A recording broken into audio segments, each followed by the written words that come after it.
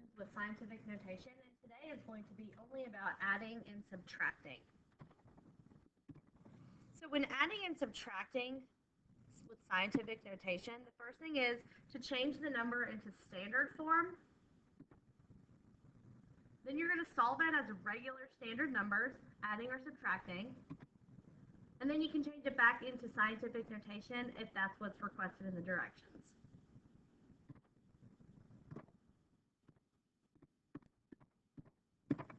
So here is example 1. And the first thing we're going to do is change it into standard form. So I'm going to rewrite both of my numbers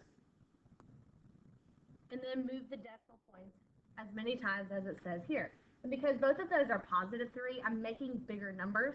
So I'm going to move 1, 2, 3 and fill in a 0. So I have 3,450. And over here, 1, 2, 3, fill in a 0, bring down the plus, and I have 6,110. Now to solve that, I'm just going to come off to the side, rewrite the numbers so that I can do the addition easily.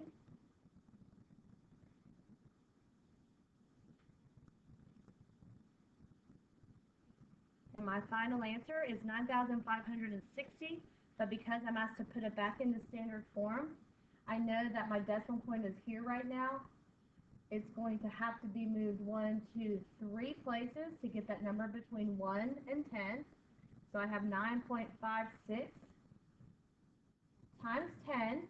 My exponent will be positive because I have a large number, and I had to move the decimal point 3 places. So this would be my answer. 9.56 times 10 to the third power. Example 2. Still an addition problem, even though we have parentheses around it.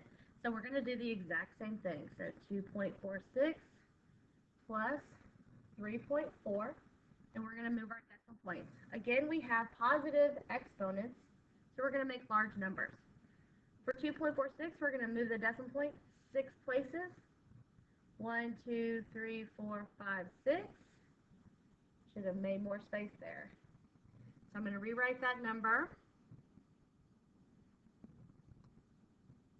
I'm going to fill it with commas so that I can say it correctly. 2,460,000 plus, I'm going to move 3.4. I'm going to move the decimal point 3 places. 1, 2, 3. So I have 3,400.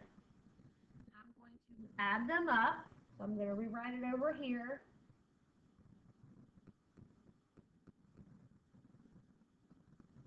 And I'm going to make sure I line everything up correctly. So I'm going to write it in backwards, because everything needs to be lined up on this side when you're adding or subtracting. Now I can do the basic addition.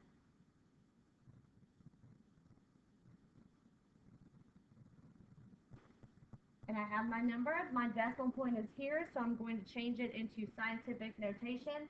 I'm going to move my decimal 1, 2, 3, 4, 5, 6. So I have 2.4634 times 10. I moved it 6 places, so it is to the 6th power.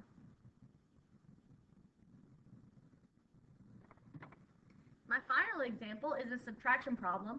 We're going to do the same thing.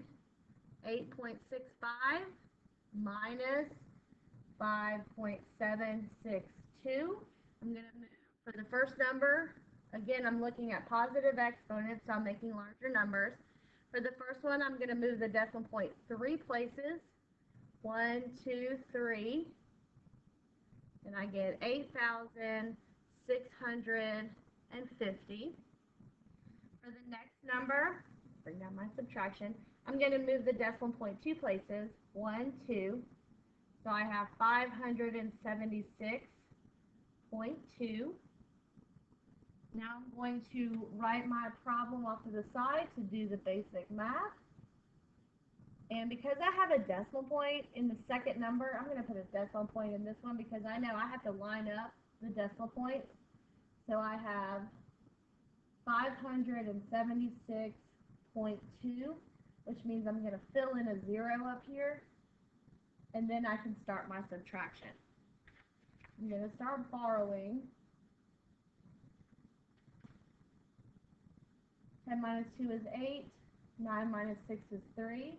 I'm going to bring down my decimal point, continue borrowing. 14 minus 7 is 7. 5 minus 5 is 0, and bring down the 8. I have a decimal point, but it's still not in scientific notation, so I am going to have to move this decimal point to get it to where the number is between 1 and 10. So I'm going to move it 1, 2, 3 places. So I have 8.0738, again a number between 1 and 10, times 10 to the third power, because I moved the decimal point 3 places. And that is our final example.